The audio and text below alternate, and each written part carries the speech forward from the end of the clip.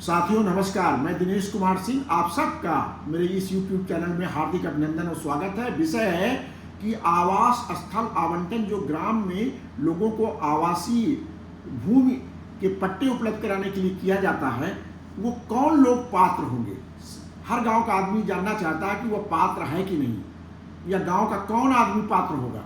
इसके लिए मैंने ये वीडियो तैयार कर रहा हूं और इसमें आप जानेंगे कि कौन पात्र होगा। उत्तर प्रदेश राजस्व संहिता की धारा 64 में पात्रता की 3 तरह की श्रेणियां दी गई हैं। कौन कौन पात्र होंगे। सबसे पहली जो श्रेणी है, वरीयता जो मिलेगी सबसे पहली, वो पात्र होंगे जो उस गांव सभा में रहने वाले अनुसूचित जाति, अनुसूचित जनजाति, अन्य पिछड़े वर्ग तथा सामान्य श्रेणी के गरीब, जिनको राज्य सरकार ने गरीबी रेखा जो निर्धारित की है उसके अंतर्गत, जो EWS भी कहलाते हैं। तो जो सामान्य श्रेणी के गरीब लोग हैं,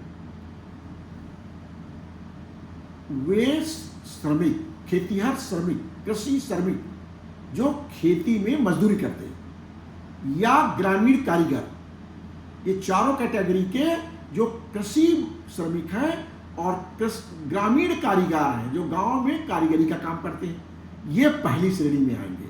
कौन आएगा? कृषि श्रमिक और ग्रामीण कारीगर। कौन से? अनुसूचित जात, अनुसूचित जनजात, अन्य पिछड़ी जात और सामान्य श्रेणी के गरीब लोग। ये पहली श्रेणी होगी और ये पहली पात्रता सूची होगी। अभी आपको मैंने पहली श्रेणी बताई और पहली लिस्ट कैसे तैयार होगी पात्रता की। अब दूसरी श्रेणी के पात्र लोग कौन होंगे, जो पहली के बाद में आएंगे।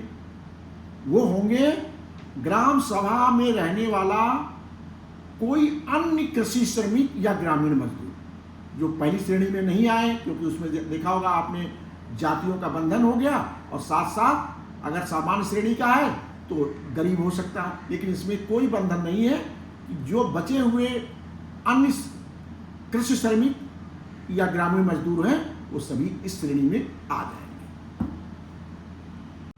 साथियों, अभी तक मैंने आपको 2 श्रेणी बताई। इसमें कृषि श्रमिक और ग्रामीण मजदूरों के लिए दोनों में व्यवस्थाएं थी। लेकिन जो कृषि श्रमिक और ग्रामीण मजदूर नहीं हैं, कोई और काम करते हैं, उनका क्या होगा? उनको अगर आवास की स्थल के लिए जमीन चाहिए तो क्या वो पात्रता में आएंगे कि नहीं?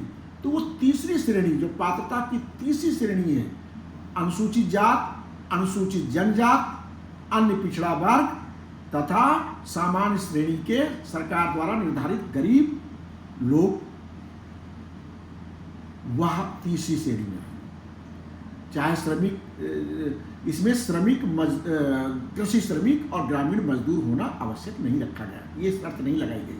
तो क्या हुआ कि अनुसूचित जात, अनुसूचित जनजात, अन्य पिछड़ा वर्ग या सामान्य श्रेणी के गरीब लोग इस तीसरी श्रेणी की पात्रता में आएंगे। इस प्रकार मैंने आपको स्पष्ट कर दिया कि पात्रता में कौन लोग धारा 64 के अंतर्गत आएंगे, जिनको भूमि प्रबंधक समिति द्वारा उप जिलाधिकारी के अनुमोदन के उपरांत धारा 63 में निश्चित भूमि का आवंटन आवास स्थल, आवासीय प्रयोजन के लिए, घर बनाने के लिए किया जा सकता है। बहुत बहुत धन्यवाद।